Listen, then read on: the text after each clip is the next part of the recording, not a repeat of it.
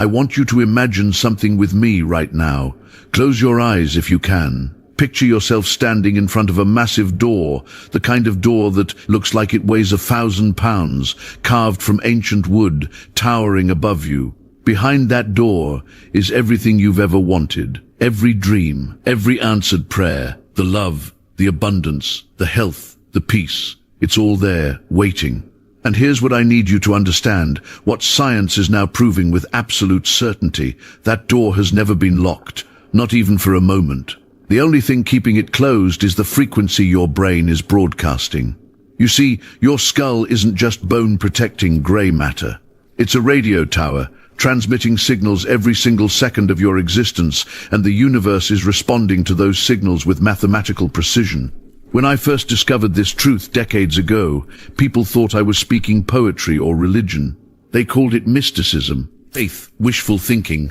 But today, right now, in laboratories across the world, neuroscientists are watching this happen in real time. They're measuring it. They're seeing exactly how alpha brainwaves, those slow, powerful pulses between 8 and 13 cycles per second, physically rewire the neural pathways in your brain and create a magnetic field that reorganizes your entire reality. This isn't motivation. This isn't positive thinking. This is neuroscience confirming what I've taught for my entire life.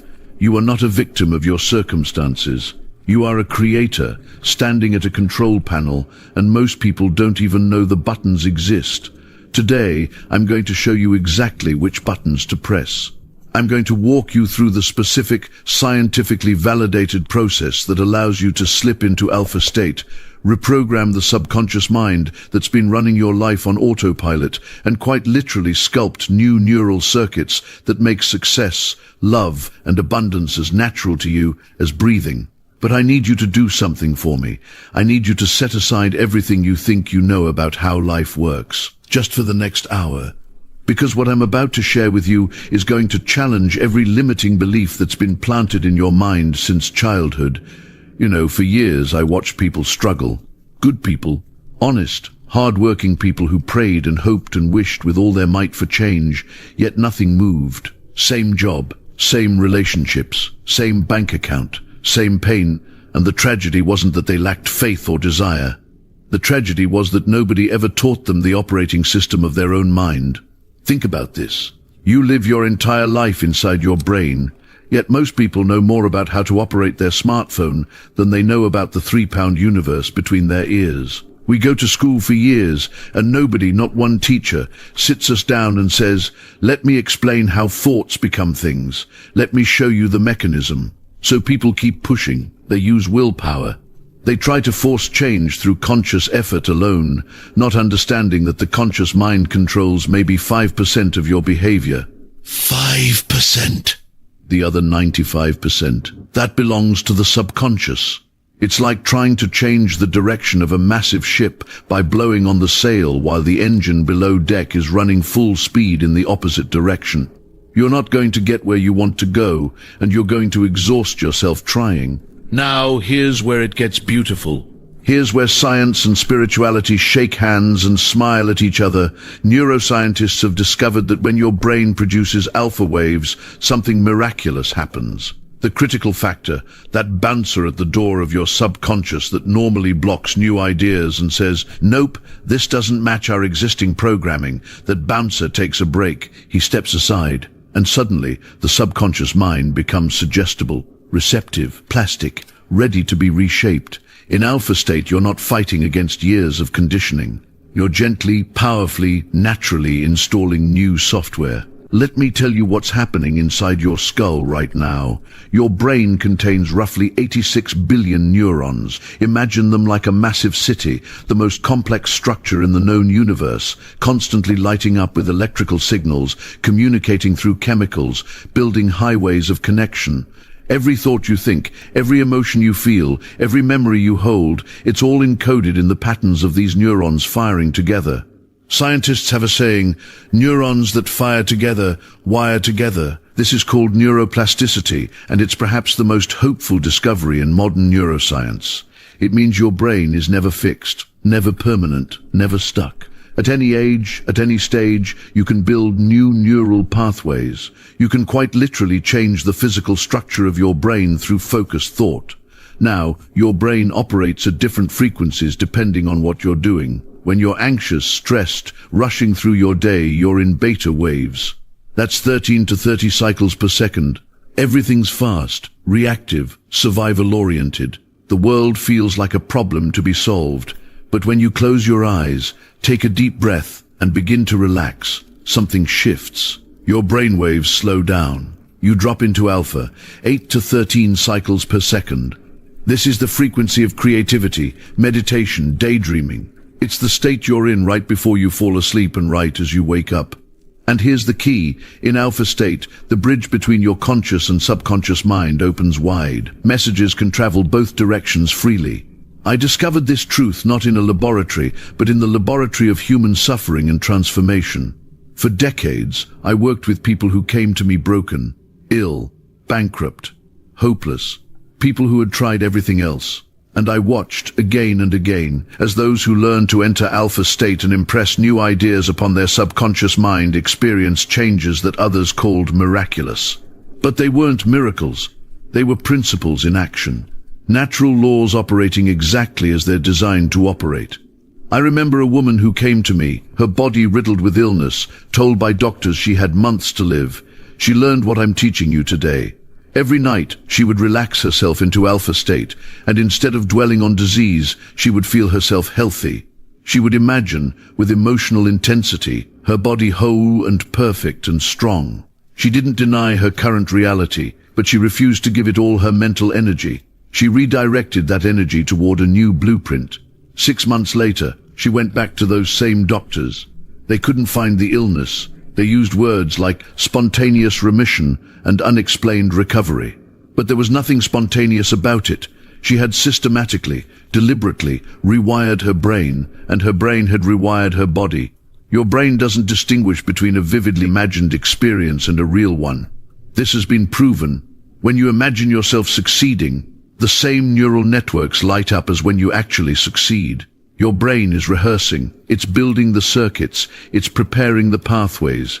And when you do this in alpha state, those circuits get wired in deeper, faster, more permanently because you're speaking directly to the subconscious mind, which controls your autonomic functions, your habits, your automatic responses, your entire internal operating system. So let's get practical. How do you intentionally create alpha brainwaves? How do you access this state where transformation becomes almost effortless? First, understand this. You can't force it.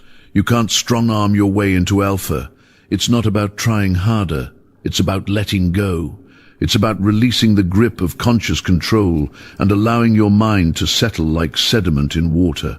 The simplest method, the one I taught for years, and the one science now validates completely, is progressive relaxation. You find a quiet place where you won't be disturbed. You sit or lie down comfortably, and you begin with your breath, not controlling it, just observing it, watching the gentle rise and fall of your chest, the cool air entering your nostrils, the warm air leaving. Your heart rate begins to slow. This is physiological, measurable. You're triggering your parasympathetic nervous system, the rest and digest mode, the opposite of fight or flight. Then you systematically relax every part of your body. Start at your toes. Tell them to relax. Feel the tension draining away like water flowing downhill. Move to your feet, your ankles, your calves, up through your knees, your thighs, your hips. With each area, you're sending a signal to your brain. We're safe now. There's no emergency. You can power down the stress systems. By the time you've moved through your entire body, relaxing your belly, your chest, your shoulders, your neck, your face, your scalp, something profound has happened. Your brainwaves have shifted. You're floating in alpha. Scientists can measure this with an EEG. They can see the change in frequency. And in this state, you're now ready to plant new seeds in the fertile soil of your subconscious mind. This is where most people, even those who meditate, miss the opportunity. They relax, they feel peaceful, and then they either fall asleep or they get up and go about their day. But relaxation is only the doorway. It's not the destination. Once you're in alpha, Once that doorway between conscious and subconscious is open, you must be intentional about what you're impressing upon the deeper mind. This is where imagination becomes the most powerful tool you possess. Your subconscious mind thinks in pictures, feelings, and sensory experiences. It doesn't respond well to abstract words or logical arguments. You can't convince it with reasoning, but you can show it a new reality, and if you show it a new reality, and if you show it with enough sensory detail and emotional intensity, it will accept that reality as instruction, as blueprint, as the new program to execute. Let's say you want financial abundance. You've been struggling with money for years. There's a deep groove in your neural pathways that says, money is hard, I never have enough, I'm not good with finances. That groove was carved by repetition. Every time you worried about a bill, every time you checked your bank account with anxiety, every time you told yourself a story about scarcity, you deepened that groove. But grooves can be redirected. New pathways can be built. So in your alpha state, you don't sit there thinking about money or trying to figure out how it will come. Instead, you construct a vivid, sensory-rich scene that implies wealth has already arrived. Maybe you imagine yourself holding a bank statement and you feel the paper in your hands. You see the numbers that represent abundance. You feel the relief, the joy, the gratitude flooding your body. You might hear someone congratulate you. You might smell success, taste celebration. The more senses you involve, the more real it becomes to your subconscious. Now here's what happens next, and this is where neuroscience gets really exciting. When you repeatedly imagine this scene in alpha state, your brain begins to fire neurons in new patterns. Those neurons start to wire together. At first, it's like walking through tall grass. There's resistance. The path isn't clear. Your old neural pathways, the ones that lead to lack and struggle, those are like superhighways. They've been traveled thousands of times, but every time you practice your new scene, you're trampling down that grass. You're making the path clearer, and simultaneously something else is happening. The old pathways, the ones you're no longer using, they begin to weaken. This is called synaptic pruning. Your brain is efficient. It doesn't maintain connections that aren't being used.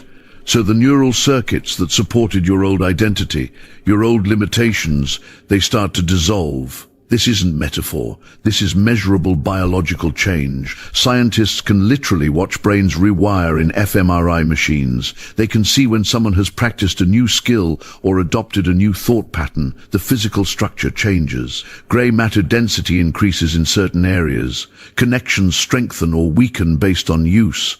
You are not the same person you were a month ago, neurologically speaking. The question is, are you changing by default or by design? I've seen this principle transform lives in every area imaginable. Health, wealth, relationships, career, creativity. The mechanism is always the same. Relax into alpha, bypass the critical factor, impress a new idea on the subconscious with sensory vividness and emotional intensity. Repeat until the new neural pathways become the dominant circuits. I knew a man, a writer, who had been blocked for 3 years. Couldn't write a word. He'd sit at his desk and feel anxiety crush his chest. The neural pathway connecting writing to pain and failure was deeply grooved. I taught him to enter alpha state twice daily, and in that state, to imagine himself writing with joy and ease, to feel the keys beneath his fingers, to see words flowing onto the page, to experience the satisfaction of creation.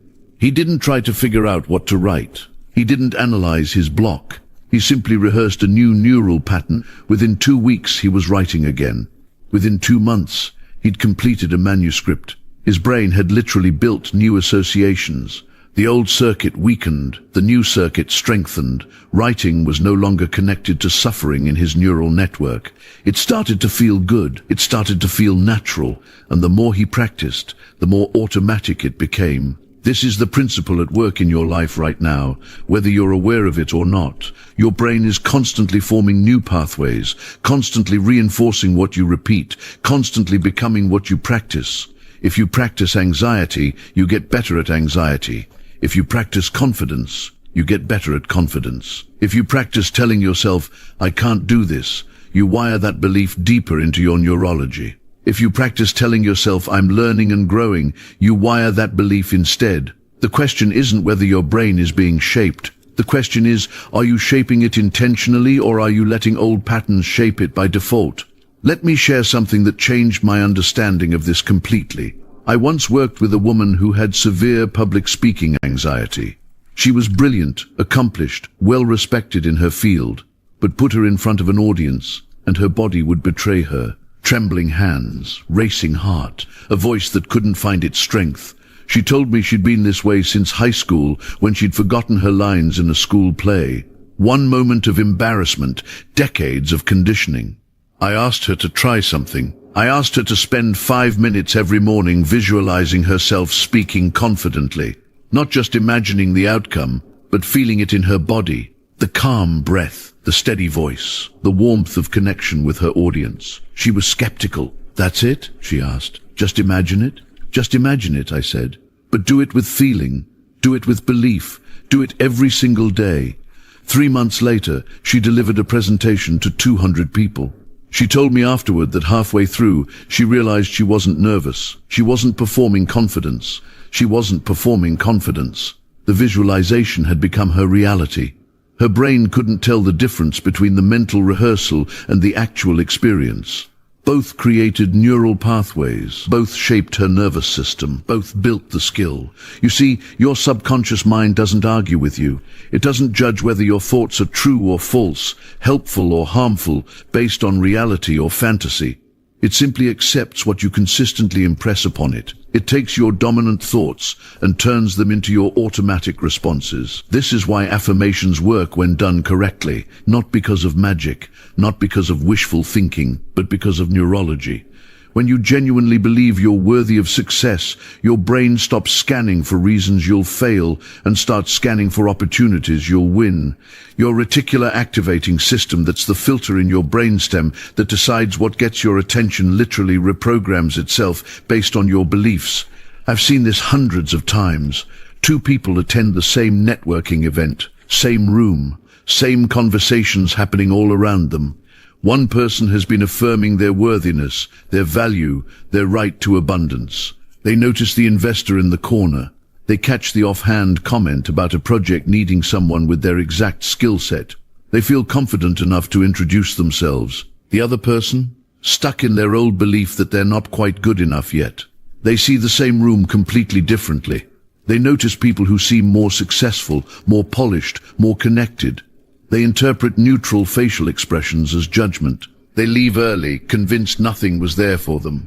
Same objective reality. 2 completely different experiences. And it all comes down to the filter their subconscious mind was running. Your subconscious doesn't argue with you. It doesn't say, "Are you sure about that belief?" It simply says, "Okay, if that's what you believe, I'll find evidence to support it." It's the most loyal servant you'll ever have and the most dangerous if you give it the wrong instructions. That's why affirmations work, but only when you understand what they're actually doing. You're not trying to convince the universe. You're not sending vibrations into some cosmic ordering system. You're reconditioning the most powerful pattern recognition and problem-solving machinery ever created, your own mind. And here's what most people get wrong. They think affirmations are about feeling good in the moment. They stand in front of the mirror, say, "I am wealthy," feel the immediate discord between that statement and their bank account, and quit because it feels like lying. But affirmations aren't about your current feelings. They're about your future instructions. When a pilot programs a flight plan into the autopilot, the plane doesn't say, "But we're not in Paris yet. This feels inauthentic." It simply starts making every micro-adjustment necessary to end up in Paris. Your subconscious works the same way. So when you write, "I am confident and successful," you're not lying to yourself. You're not pretending the present is different than it is. You're programming your destination. You're setting your internal compass. And once that destination is locked in, your subconscious begins orchestrating everything: your thoughts, your perceptions, your actions, even the opportunities you notice to make that affirmation your lived reality. This is why the feeling component is so crucial. When you write, "I am wealthy," while feeling poor, resentful, or desperate, you're sending mixed signals. It's like programming Paris into the autopilot while simultaneously yanking the controls toward London. The subconscious responds to the dominant emotional instruction, not just the words. But when you write, "I am wealthy," and you pause, close your eyes, and genuinely feel what wealth would feel like: the security, the freedom, the gratitude, the expansiveness. You're giving clear, congruent instructions. You're aligning the conscious desire with subconscious acceptance, and that's when the magic happens. Let me share something I've observed over decades of teaching this.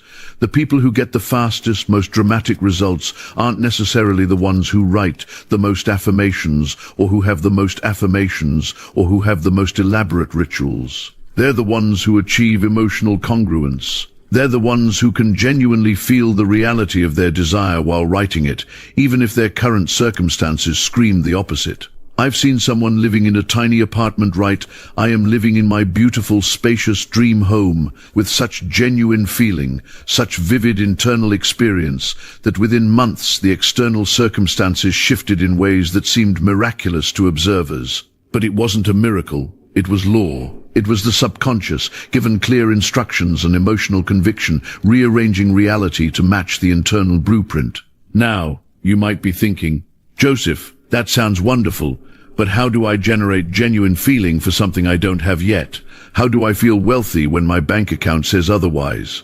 How do I feel healthy when my body is in pain?" This is perhaps the most important skill to develop, and I want to give you a practical technique right now. The answer lies in understanding that feeling is not dependent on current circumstances. Feeling is a creative act, not a reactive one. You don't wait for conditions to change before you feel differently. You feel differently, and then conditions change.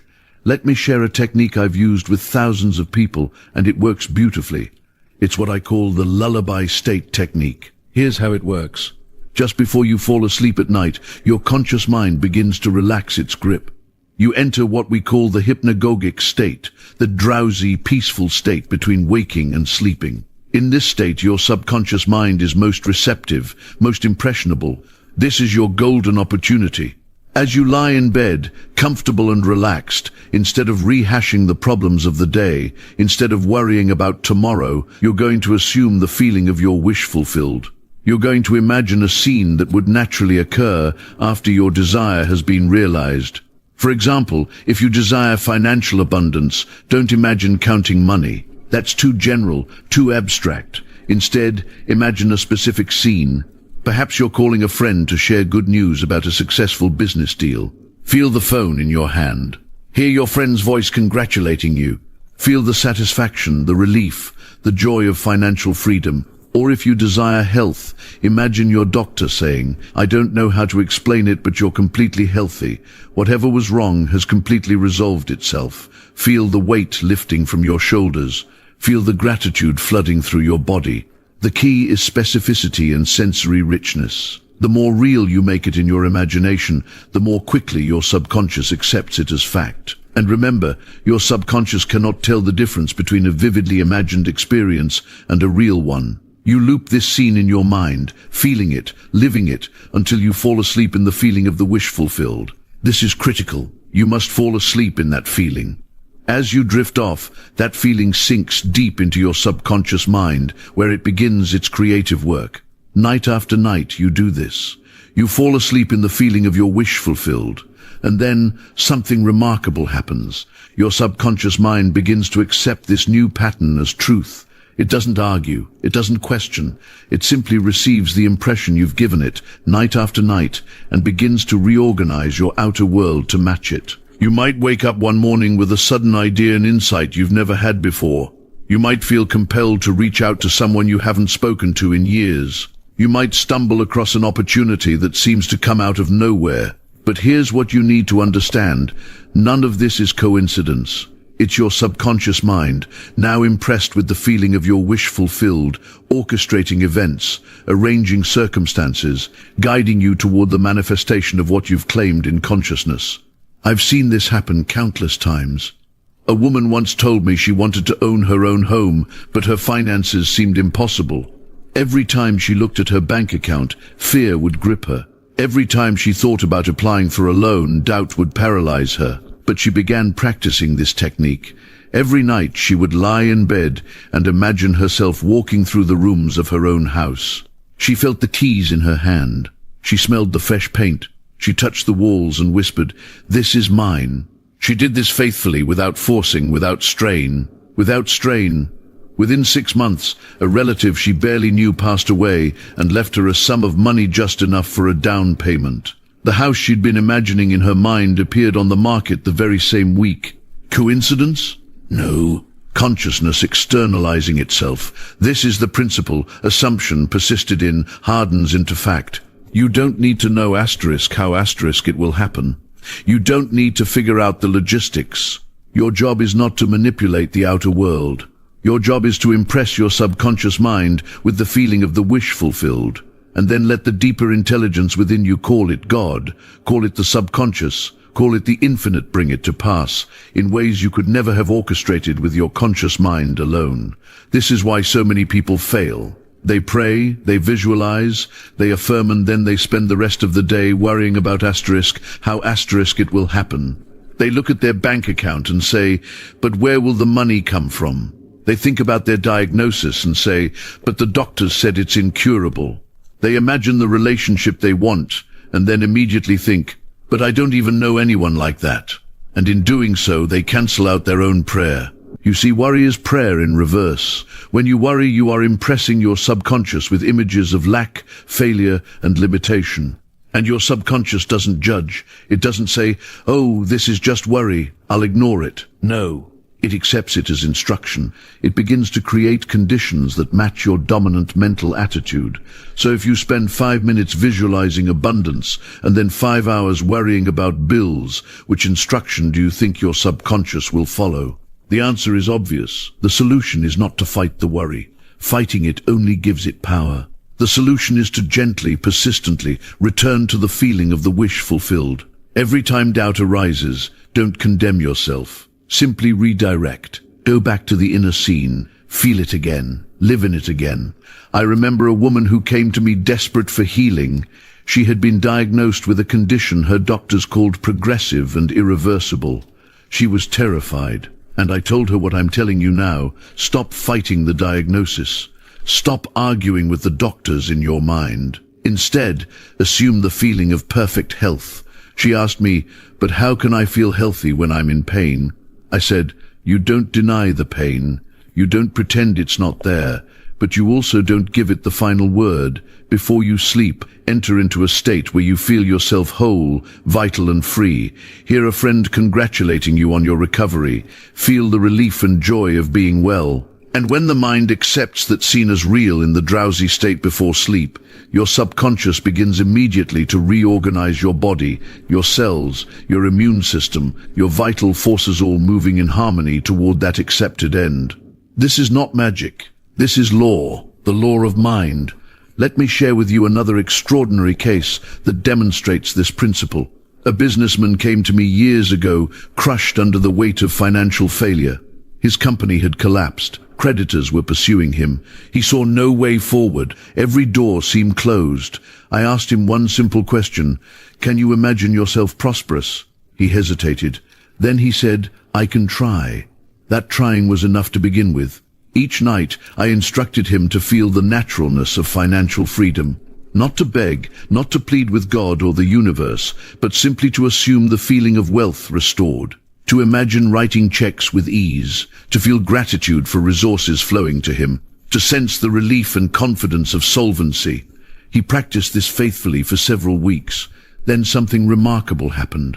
An old business contact he hadn't spoken with in years reached out unexpectedly with an opportunity. An investor heard of his previous work and wanted to partner with him. Doors that were invisible suddenly appeared. Resources materialized from directions he never anticipated. Within 6 months, he wasn't just solvent, he was thriving. Was this coincidence? Was this luck? No. This was subconscious reorganization of his world according to an accepted mental pattern. You see, your subconscious mind doesn't just govern your body, it also governs your relationship with the outer world. When you change your inner conversations, when you change your habitual feeling tone, the circumstances and conditions of your life must rearrange themselves to reflect that change. This is why two people can live in the same city, work in the same field, have similar backgrounds, and one flourishes while the other struggles. The difference is not in their external conditions. The difference is in their inner mental atmosphere, their habitual dwelling place in consciousness. Let me tell you about a woman who came to me years ago, broken and bewildered. She had lost everything: her savings, her home, her confidence. She asked me, "Dr. Murphy, why does God punish me? What have I done to deserve this?" I looked at her and said gently, "God is not punishing you. You have been punishing yourself." She was shocked, but as we talked, the truth emerged. For years she had lived in fear. Fear of loss, fear of poverty, fear of abandonment. Every night before sleep, she would lie awake imagining worst-case scenarios. She rehearsed disaster in her mind with the dedication of an actor preparing for a role. And her subconscious mind, ever faithful, ever obedient, took these mental rehearsals as instructions and began to manifest them in her outer world. This is the difficult truth that many struggle to accept. We are not victims of life. We are architects of our experience. Every circumstance you face today is the externalization of beliefs you have held perhaps unconsciously for weeks, months, or years. Now, before you protest, let me clarify. I am not saying that you consciously wanted your problems.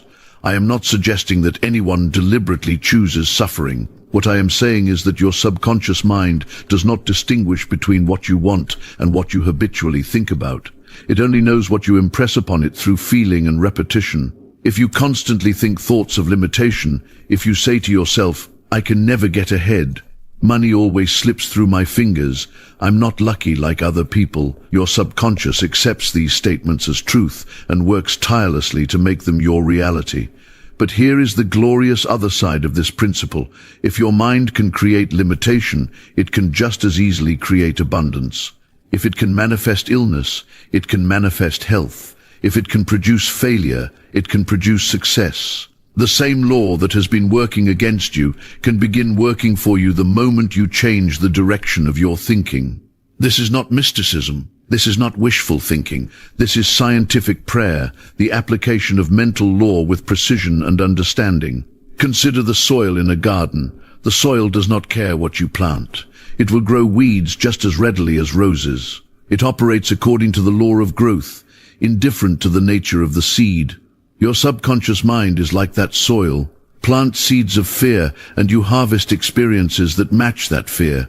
Plant seeds of faith and prosperity, and your harvest will reflect those seeds instead. Now, here's what most people don't realize about this planting process. You don't need to plant hundreds of seeds. You don't need to spend hours and hours affirming the same thing over and over until your voice goes hoarse. That's not how your subconscious works. Think of it this way. If you plant a seed in the ground, do you dig it up every hour to check if it's growing? Of course not. You'd destroy it. You plant it once, with care and intention, and then you trust the soil to do its work. Your subconscious mind operates on the same principle. One deeply felt conviction, impressed upon your subconscious with emotional intensity and genuine belief, is worth more than 1,000 mechanical repetitions spoken without feeling. I've watched people affirm prosperity for months without seeing results, and when I ask them how they feel when they say their affirmations, they tell me they feel nothing. They're just saying words. That's like dropping seeds on concrete and expecting a garden to grow. But when you take that same affirmation and charge it with feeling, when you close your eyes and really feel the joy of financial freedom, when you sense what it would be like to open your bank statement and see abundance looking back at you, when you experience the relief and the gratitude as if it were already real, that's when you've truly planted something.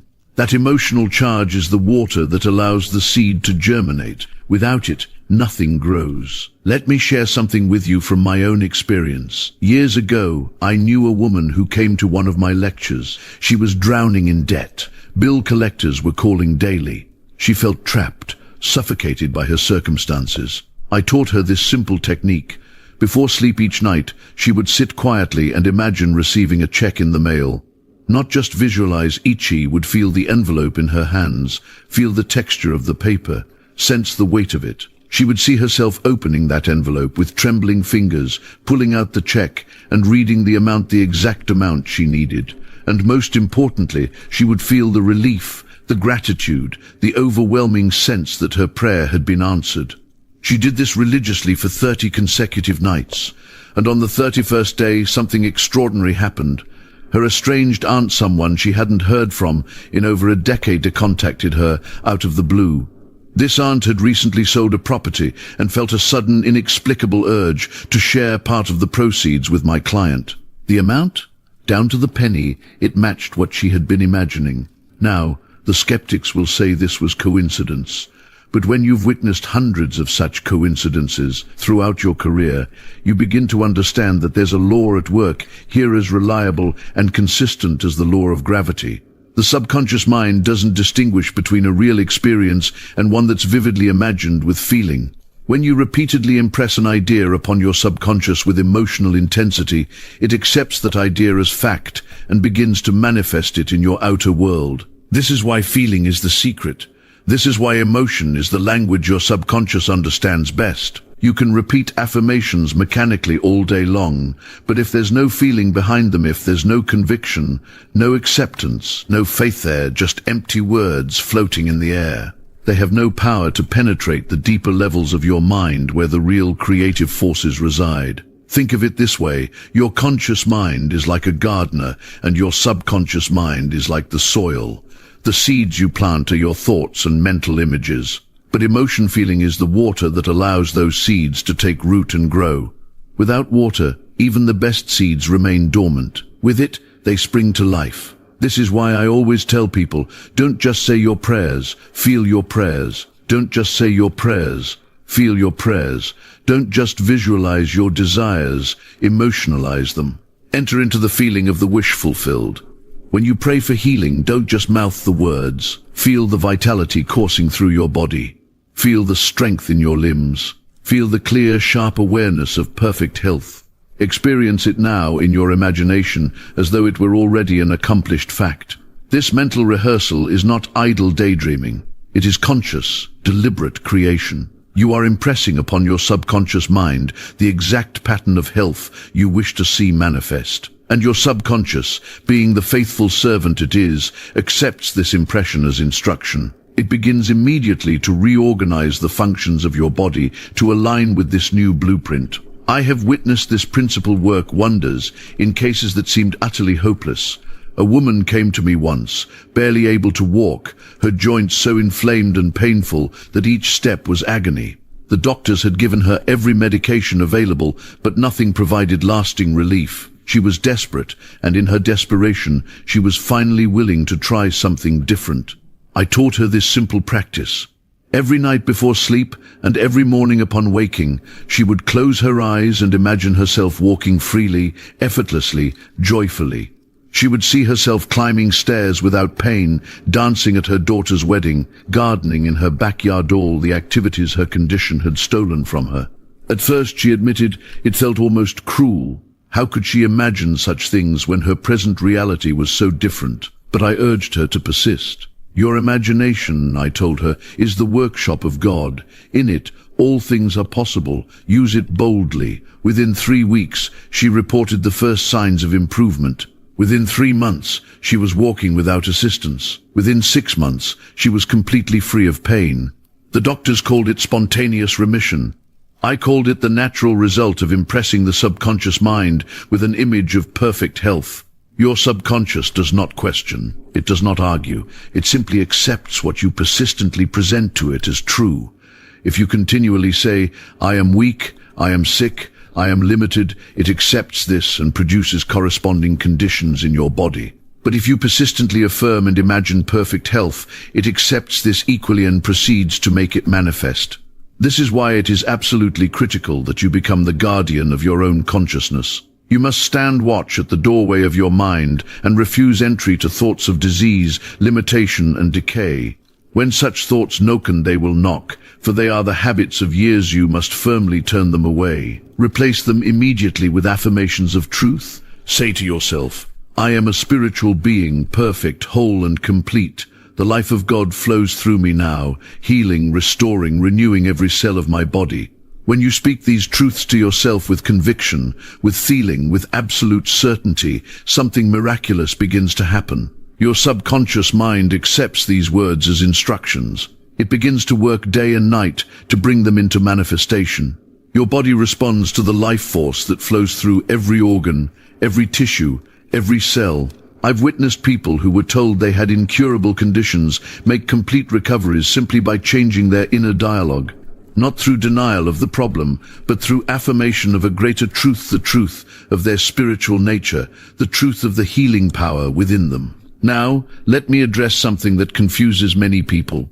They say, Dr. Murphy, I've been affirming health for weeks, but nothing has changed. Why isn't it working? The answer lies in understanding the difference between mechanical repetition and true conviction. You cannot simply mouth words while your heart is filled with doubt and fear. You cannot say I am healthy while simultaneously imagining yourself getting worse. The subconscious mind responds to the dominant thought pattern, to the feeling behind the words, not merely to the words themselves. This is why I always emphasize the importance of feeling the reality of what you're affirming. When you say I am whole and perfect, you must feel that wholeness in your body. When you declare health is mine now, you must experience the sensation of vibrant health flowing through you. Close your eyes and actually feel what it would be like to be completely well. See yourself doing the things you would do if you were healthy. Experience the joy, the freedom, the vitality. The subconscious mind thinks in pictures, in feelings, in sensory experiences. Give it a clear blueprint of health, and it will work to construct that reality in your body.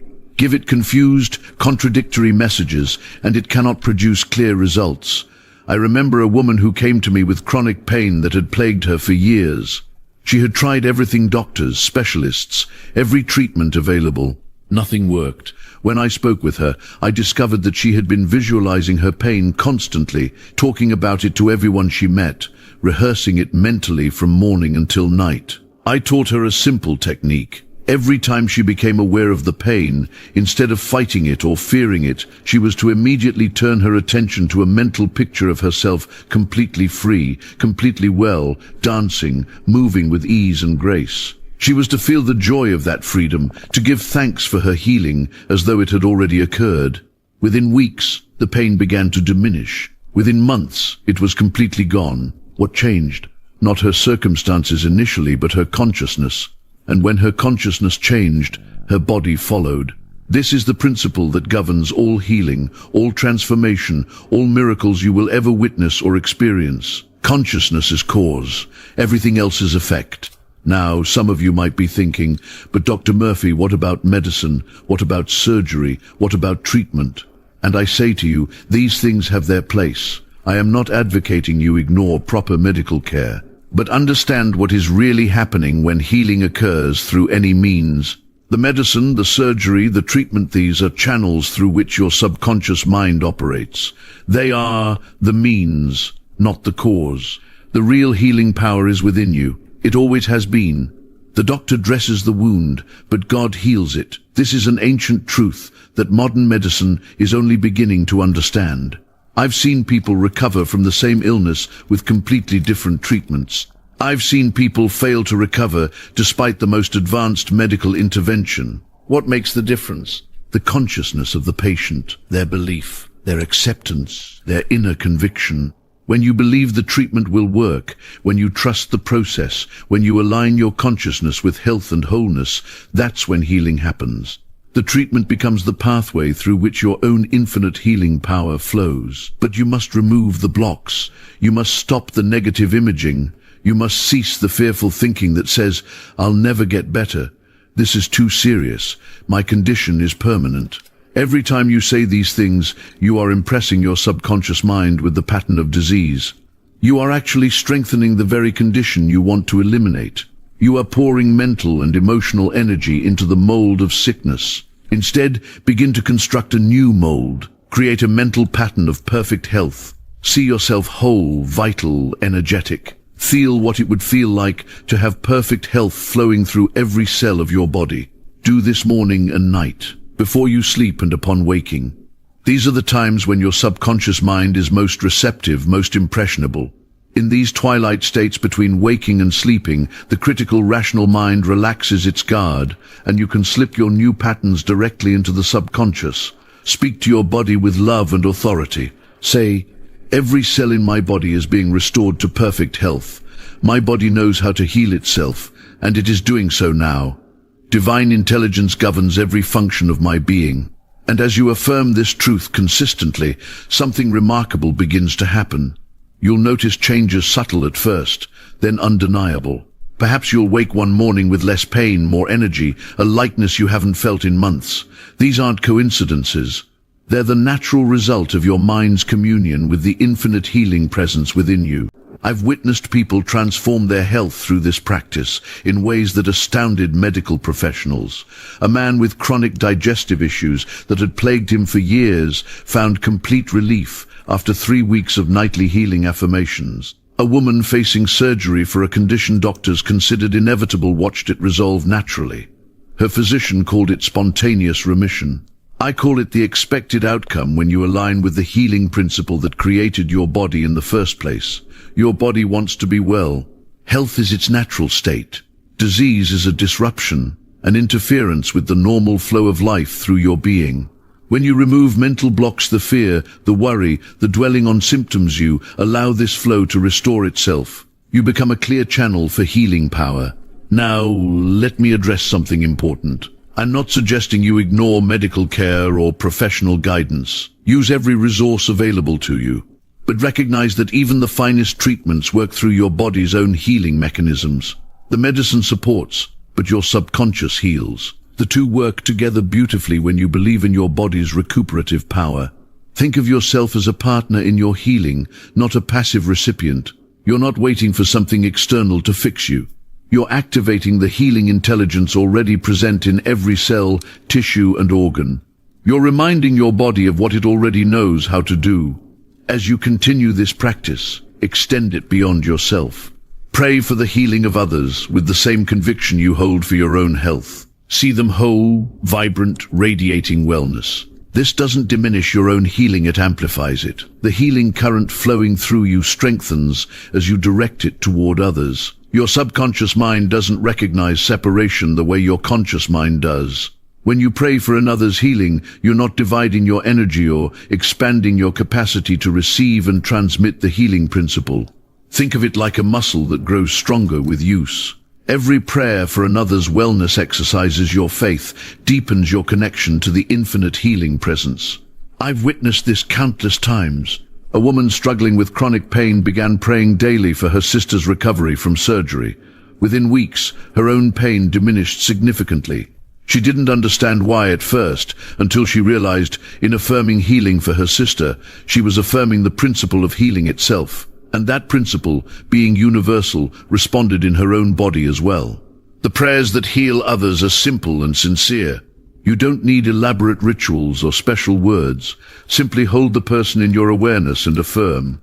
The infinite healing presence that created you now restores you to perfect health. Every cell in your body responds to this divine pattern of wholeness. You are healed, made whole, and vibrant with life. Feel the truth of these words as you speak them. See the person radiant with health, not as a future possibility, but as a present reality in the invisible realm where all healing originates. Your conviction becomes the channel through which healing flows to them. But here's something crucial to understand. You cannot heal anyone who doesn't want to be healed. You cannot override another person's subconscious acceptance or rejection of wellness. What you can do is hold the vision of their perfection so clearly that it becomes easier for them to accept it themselves. You become a mirror reflecting back to them their true nature, whole, complete, radiating with divine life. Some people are deeply attached to their illness. It gives them attention, excuses them from responsibilities, or validates their identity as a sufferer. Your prayers cannot force healing upon such resistance, but they can plant seeds. They can create an atmosphere of possibility. They can remind the person's deeper mind that wellness is available, that healing is their natural state. So pray without attachment to outcomes. Pray knowing you've done your spiritual work, then release it completely. And always remember, when praying for another person, their free will is sovereign. Your prayer doesn't override their consciousness. It doesn't force healing upon them. What it doesn't force healing upon them. What it does is create a supportive atmosphere. It sends love, light, and spiritual nourishment into the field around them. Whether they accept it, whether they draw from it, that's between them and the infinite. You're not responsible for their healing. You're responsible for your consciousness. There's a beautiful freedom in that. You do what you can from a place of love, then you let go. You trust the process. You trust life itself. Now, let's shift gears slightly and talk about something equally important, the prayers you don't say out loud. I'm talking about the silent judgments, the criticisms, the resentments you hold in your heart toward people who are sick or struggling. These are prayers too. They're negative prayers, and they have power. If you look at someone who's ill and you think, well, they brought this on themselves, or they never took care of their health, or they deserve this because of how they lived, you are praying against them. You're reinforcing the very condition you say you want them to overcome. You're adding weight to the problem instead of lifting it. I know this sounds harsh, but it's true. Your judgments are not neutral. Your thoughts carry energy. And when you think judgmentally about another person, especially someone who's suffering, you're contributing, however subtly, to the spiritual atmosphere around them. This doesn't mean you have to agree with their choices. It doesn't mean you ignore reality or pretend everything is fine when it's not. But it does mean you stop condemning. Condemnation closes the door to healing. Compassion opens it. And here's the thing, if you find yourself constantly judging others for their illnesses or problems, it's a sign that you're carrying fear. Deep down, you're afraid the same thing could happen to you. So you create distance. You blame them to protect yourself. But that's not protection. That's prison. The way out is forgiveness. Forgive them for being human. Forgive yourself for being judgmental. Then choose a higher thought. You see, forgiveness is not about condoning bad behavior. It's not about pretending the hurt never happened. It's about refusing to let that hurt control your subconscious mind any longer. When you hold resentment, you're essentially programming your subconscious with thoughts of anger, betrayal, and pain. And what does your subconscious do? It accepts those thoughts as instructions and begins to manifest more experiences that match that emotional frequency. This is why people who harbor deep resentments often find themselves in repeated patterns of conflict. They attract similar situations, similar people, similar betrayals. Not because the universe is punishing them, but because their subconscious is still running the old program. I once counseled a man who couldn't understand why every business partnership he entered ended in disappointment. He would find investors, start with enthusiasm, and within months feel betrayed and undermined. When we explored his history, we discovered his father had promised to fund his first business venture and backed out at the last moment. The man had never forgiven his father. That unhealed wound became a pattern in his subconscious mind, attracting experiences that mirrored the original pain. The moment he truly forgave his father, not with words, but with genuine release in his heart, his business relationships transformed. Within 6 months, he entered a partnership that flourished beyond his expectations. Here's what I want you to understand. Forgiveness is a selfish act, in the most beautiful sense of the word. You don't forgive for them. You forgive for you. You forgive to free yourself from the prison of your own negative thoughts. Tonight, before you sleep, bring to mind anyone who has hurt you. See their face clearly. Now say these words, either aloud or in your mind. I fully and freely forgive you. I release you and I release this. I wish for you all the good that I wish for myself. You might not feel it immediately. Your ego might resist. That's perfectly normal, but persist with this practice. Make it a meditation. Do it every night until you feel the weight lift from your chest. And here's the most challenging part. Forgive yourself. Forgive yourself. Forgive yourself for past mistakes, for missed opportunities, for words spoken in anger, for times you weren't your best self. You are not your past. You are the consciousness that learned from it. Self-forgiveness is not about condoning what happened. It's about freeing yourself from the prison of perpetual self-punishment. It's recognizing that you did the best you could with the awareness you had at that moment. And now you know better. Now you are better. Every night before sleep, speak these words to yourself. I completely forgive myself. I release all guilt, all shame, all self-condemnation. I am free. Feel the weight lifting. Feel the chains dissolving. Your subconscious mind accepts this declaration and begins the healing work while you sleep. And here's something profoundly important. Forgive others, not because they deserve it, but because you deserve peace. That person who wronged you 10 years ago is not lying awake at night thinking about what they did to you. But you might be. Who is being punished by your unforgiveness? Only you. When you hold resentment, you're drinking poison and expecting the other person to die. You're carrying their burden for them. Let it go. Not for them, for you. Say their name in your mind and declare, I fully and freely forgive you, I release you and I am free.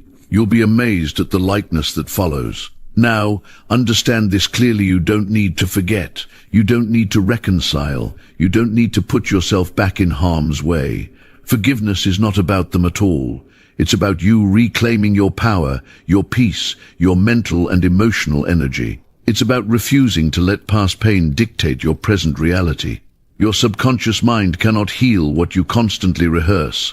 Every time you replay that argument, that betrayal, that humiliation, you re-injure yourself. You reactivate the same neural pathways. You re-experience the same pain. Stop the replay. Consciously decide, that chapter is closed. I am writing new pages now. And let me tell you about the power of blessing. This is ancient wisdom that works miracles. When someone irritates you, silently bless them. When you think of someone who hurt you, bless them. I wish you peace. I wish you happiness. I wish you well. This is not weakness. This is supreme strength. You are dissolving the negative emotional charge that keeps you bound to them. What you condemn in others, you attract to yourself. What you bless in others, you increase in yourself. This is the law. When you bless your difficult colleague, you free yourself from the negative vibration. When you bless your ex-partner, you open yourself to new love. When you bless your past, you create space for a glorious future. This is the divine law of release and renewal. You cannot fill a cup that is already full. You cannot plant a garden in soil that is choked with weeds. The act of blessing is the spiritual equivalent of clearing the ground, of making sacred space for the new to emerge. I have seen this principle work miracles in the most hardened hearts. A woman came to me who had not spoken to her sister in 17 years. The wound between them had calcified into something harder than stone. I did not ask her to reconcile. I did not ask her to forgive in the conventional sense. I simply asked her to silently bless her sister every morning for 30 days. At first, she resisted. Why should I bless someone who hurt me so deeply? She demanded. I explained that the blessing was not for her sister, it was for her own liberation. Every day she held that resentment. She was drinking poison and expecting her sister to die from it. She agreed to try. Each morning she would close her eyes and speak these words, I bless you, I release you, I am free. Nothing more. No elaborate ritual, no forced emotion. Just those 9 words, repeated with intention. Within 2 weeks, something extraordinary happened. Not between the sisters, but within this woman herself. The tightness in her chest began to ease. The constant replay of old arguments grew quieter. She found herself sleeping better, laughing more freely, connecting more deeply with her own children. On the 23rd day, her sister called out of the blue. They had not communicated in nearly 2 decades, yet the phone rang at the precise moment when the inner shift had reached critical mass. This is not coincidence, this is law. When you change your inner conversation, your outer world must rearrange itself to match. The power of blessing extends even to situations where reconciliation is neither possible nor advisable. You can bless someone and still maintain healthy boundaries. You can release someone energetically without inviting them back into your life. The blessing is an act of spiritual hygiene, not a declaration of conditional surrender. Bless the job you lost, it has cleared the path for better opportunities. Bless the relationship that ended, it has freed you to discover deeper love. Bless every closed door, for behind it stands an open window flooding your life with light you could not have imagined. When you stand at the threshold of gratitude for asterisk, everything asterisk, even the things that hurt, even the things that bewildered you, you activate a power within your subconscious mind that alchemizes base metal into gold. You become a living magnet for miraculous transformation. I have witnessed this law in action countless times. A woman comes to me broken by bankruptcy, convinced her life is ruined. I teach her this principle, bless the financial collapse. She resists at first. How can she be grateful for ruin? But gradually she begins. She says, I bless this situation. It is teaching me resilience I never knew I possessed. It is showing me who truly loves me. It is